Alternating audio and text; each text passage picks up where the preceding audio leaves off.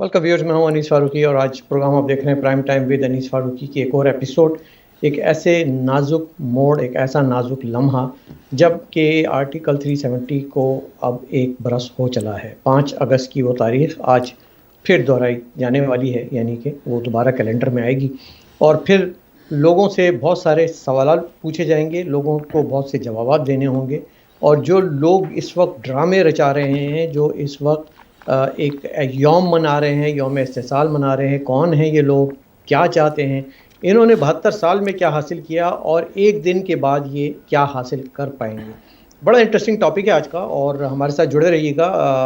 Thank you for watching it live on YouTube और जुड़ते जा रहे हैं। जैसे हम देख रहे हैं कि हमारे साथ इस वक्त व्यूअर्स एक के बाद एक ऐसा वक्त है कि पाकिस्तान, हिंदुस्तान और यूरोप, अमेरिका, कनाडा, हर जगह पे ऑडियंस इस वक्त बेताब होती है टैग टीवी की लाइव ट्रांसमिशन देखने के लिए। और ख़ास तौर पे एक ऐसे नाजुक टॉपिक को लेकर के जिस पे शायद बहुत सारे चैनल इन भारत में और बहुत सारे चैनल पाकिस्तान में इस पे बात करने से कतराते हैं, लेकिन हम बड़ी बेबाक गुफ्तगू करते हैं। और बेबाक गुफ्तगू करने के लिए हमारे पास माहिरीन मौजूद हैं और माहिरीन को हम स्टूडियो में आज वेलकम करेंगे और आपको भी जान के खुशी होगी। मैं ये बताता चलूँ अपने मेहमानों का तारुफ कराने से पहले कि मुझे बहुत दिनों से मेरे हर कमेंट के नीचे एक फरमाइश आती थी अपने एक मेहमान को बुलाने की, और आज हमने दरख्वास्त करके उनको प्राइम टाइम में मधु कर लिया है, इनवाइट कर लिया है। और हमारे साथ डॉक्टर शारदा जी मौजूद होंगे, ताहिर असलम गोरा साहब मौजूद होंगे और मैं मौजूद हूँ आपके साथ इस गुफ्तगू में शामिल रहूँगा 5 अगस्त के हवाले से। वेलकम करते हैं और डायरेक्ट अपनी डिबेट की तरफ जाते हैं। ताहिर असलम गोरा साहब, 5 अगस्त, शारदा जी 5 अगस्त की डेट आ चुकी है और बड़े सवालात जन्म ले चुके हैं। हम भी कुछ आज सवालात उठाते हैं। ताहिर साहब जी, आप, ओवर टू यू। जी देखिए, बड़े अहम सवालात हैं। एक साल हो गया और इस एक साल में दुनिया को ये पता चल गया, दुनिया ये जवाब ढूंढ रही थी कि आफ्टर ऑल ये 370 35 की जब आर्टिकल्स उठेंगे तो पता नहीं कश्मीर में कितनी टेररिज्म होगी, क्या स्पिल ओवर होगा। और खून की नदियों वाला डायलॉग आपको शायद खून की याद हो, शोले से नदियों का ज्यादा डायलॉग मशहूर हुआ आपने था। याद दिलाया। और बीबीसी ने सिर्फ एक ही अब तक वीडियो दिखाया, वो भी साबित नहीं हो सका कि जाली था या सच्चा था, पत्थर मारने का। ये वो जगह है जहां पर अनीस साहब 5 अगस्त 2019 से पहले तकरीबन आए रोज़ पत्थरबाजी होती थी। अब एक साल गुजर जाने के बाद आपको ऐसे वाक़यात शायद कोई इक्का दुक्का आपने सुने हों, तो इसका मतलब यह है कि वो जो हवा खड़ा किया हुआ था कश्मीर की ही सियासी पार्टियों ने, जो अब साबित हो गया कि वो मुकम्मल तौर पर इसके नाम पर दुकानदारी कर रहे थे, इस हवा को उठा रहे थे। और जो प्रॉक्सी टेररिज्म बॉर्डर पार से आ रहा था, वो जो स्लीपिंग सेल है, हम समझते हैं कि अभी भी हैं वहाँ पे, मगर उनकी भी वो जो है ना बदमाशी या उनकी भी टेररिज्म की नौयत वो नहीं रही।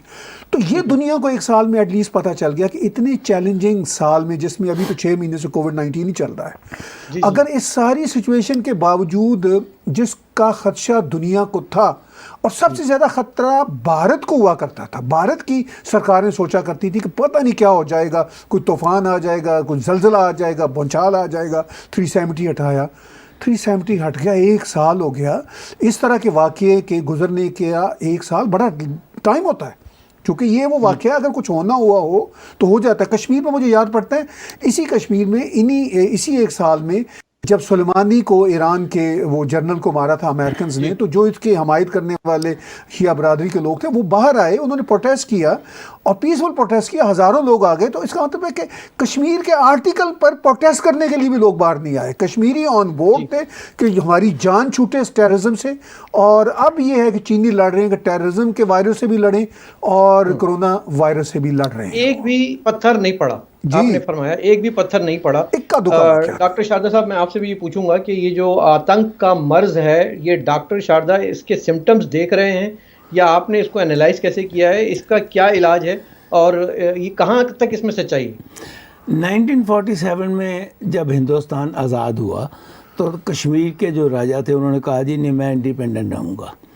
जब मुजाहिदीन पाकिस्तान की तरफ से कश्मीर में आ गए और उन्होंने वो बेसिकली वो पाकिस्तान की फ़ौज ही थी, जब वो वहाँ पर आ गए तो हिंदुस्तान वालों ने सैम मैनेकशॉ को कश्मीर में भेजा।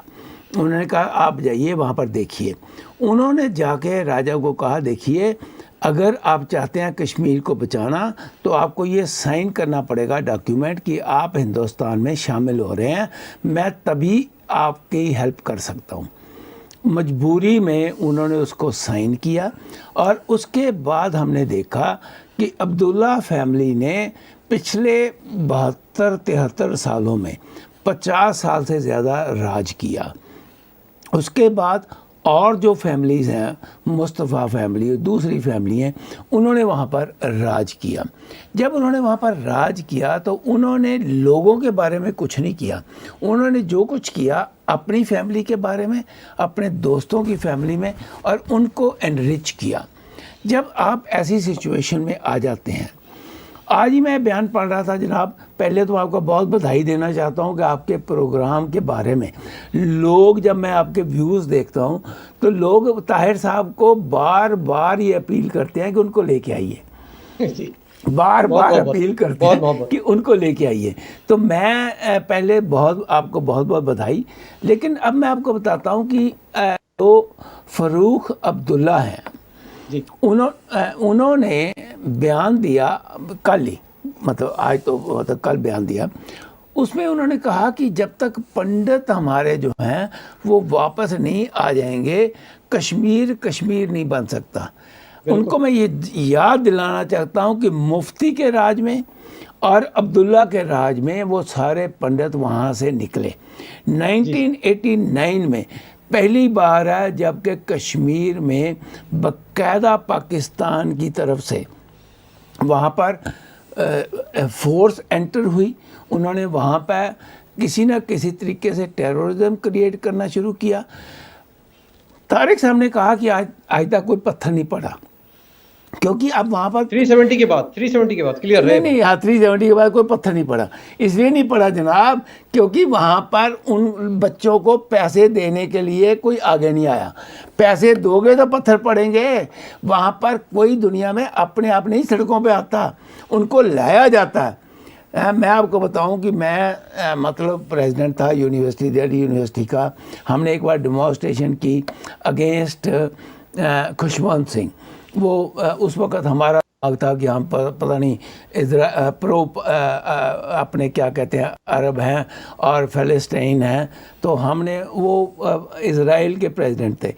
ہم نے باقاعدہ اس زمانے میں 5 روپے، طارق صاحب 5 روپے ایک آدمی کو دے کے 10 بسیں بھر کے وہاں پر لے کے آئے اس کی کوٹھی کے آگے۔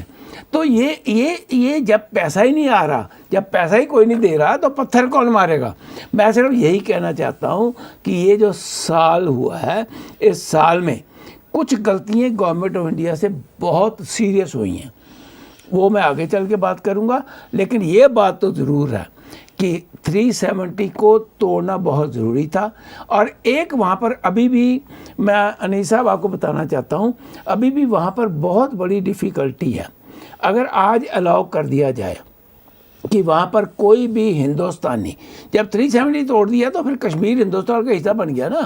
جب ہندوستان کا حصہ بن گیا تو کوئی بھی ہندوستانی وہاں پر جا کے زمین خرید سکتا ہے، وہاں پر جا کے بزنس کر سکتا ہے، اور وہاں پر جا کے بس سکتا ہے۔ اگر آج یہ کھل جائے، دیکھیے کئی اسٹیٹس ہیں جہاں پر آپ ایگریکلچر لینڈ نہیں خرید سکتے، اس میں ہماچل بھی ہے، اس میں اتراکھنڈ بھی ہے، اس میں راجستھان بھی ہے، اس میں اور نارتھ ایسٹ کی بڑی اسٹیٹیں ہیں۔